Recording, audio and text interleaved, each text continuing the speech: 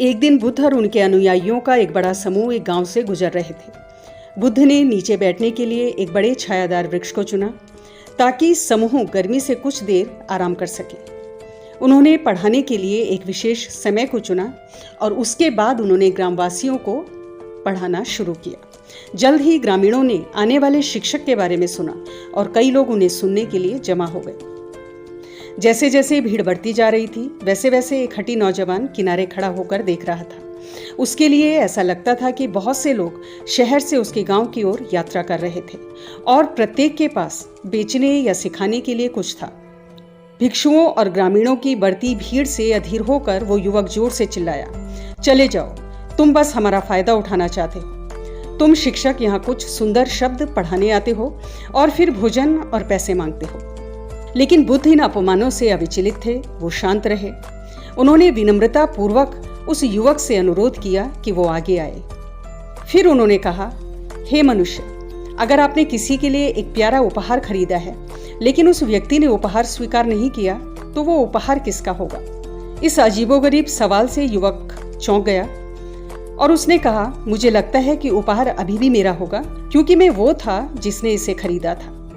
बिल्कुल ऐसा, बुद्ध ने उत्तर दिया। अब आपने मुझे श्राप दिया है और मुझ पर क्रोधित हो रहे हैं। अगर मैं आपके श्राप को स्वीकार नहीं करता हूँ तो ये श्राप आप पर वापस चला जाएगा, उपहार के रूप में उसके पास वापस आ जाएगा जो उसका मालिक है।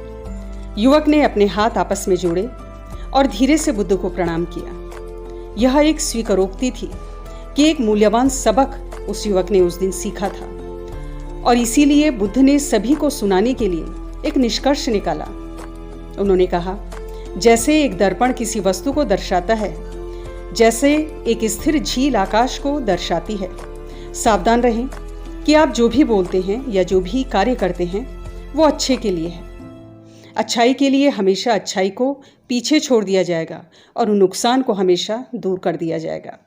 बुद्ध ने आगे कहा, हे भिक्षुओं, एक भिक्षु को क्रोध करने के लिए रास्ता नहीं देना चाहिए, भले ही 2 हाथ की आरी से अंग अंग काट दिया जाए। मैं उस कहानी को भी साझा कर सकता हूँ जो बुद्ध ने अपने एक शिष्य मौलिया फागुन को सुनाई थी जब उन्होंने उपरोक्त शब्द कहे थे। श्रावस्ती नगर में विदेहिका नाम की एक गृहिणी थी। वो कोमल, विनम्र और शांत होने के लिए प्रतिष्ठित थी। उनकी एक दासी थी जिसका नाम काली था। वो मेहनती और कुशल थी। एक दिन काली ने सोचा, यद्यपि मेरी मालकिन कोमल, विनम्र और शांत होने के लिए प्रसिद्ध है, मुझे संदेह है कि वो गुस्सैल है। वह इसे इसीलिए नहीं दिखाती क्योंकि मैं अपना काम बहुत अच्छे से करती हूँ। अगर मुझे अपनी मालकिन की परीक्षा लेनी होगी तो क्या होगा? अगली सुबह काली बिस्तर से देर से उठी। विदेहिका ने उससे देर से आने का कारण पूछा। विशेष रूप से कोई कारण नहीं, काली ने उत्तर दिया। विदेहिका ने भौएं चढ़ा ली। अगली सुबह काली और भी देर से उठी। विदेहिका ने उससे पूछा। विशेष रूप से कोई कारण नहीं, काली ने उत्तर दिया। विदेहिका चिल्लाई। अगली सुबह काली देर से उठी और मालकिन ने फिर उससे इसका कारण पूछा।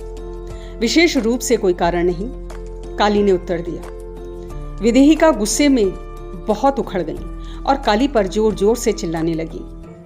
फिर उन्होंने बेलन हाथ में लिया और काली के सिर पर दे मारा। काली अपने चेहरे से खून के छींटे लेकर घर से भागी और पड़ोसियों को बताया कि विदेहिका ने क्या किया है। फलस्वरूप विदेहिका की प्रतिष्ठा बर्बाद हो गई। विदेहिका की तरह बुद्ध ने कहा, आप सभी कोमल, विनम्र और शांत होने के लिए प्रतिष्ठित हैं, लेकिन अगर आपका परीक्षण किया गया तो आप कैसे प्रतिक्रिया देंगे? मान लीजिए कि आपको खाना, कपड़ा और दवाइयाँ नहीं मिली, क्या आप अभी भी कोमल, विनम्र और शांत रहेंगे? हर समय कोमल, विनम्र और शांत रहने का एकमात्र उपाय बुद्ध की शिक्षाओं का पालन करना है। तो बुद्ध ने कहा, एक क्षण के लिए क्रोध को प्याज समझो। सबसे बाहरी परत क्रोध है, अगला निराशा यानी कुंठा और असुविधा है। दूसरी परत के नीचे आपको चोट मिलेगी। चोट के बाद उम्मीद यानी कि आशा है। अपेक्षा को हटा दें और आपको पात्रता की भावना का पता चलेगा। पात्रता यानी अधिकार की भावना का आपको पता चलेगा।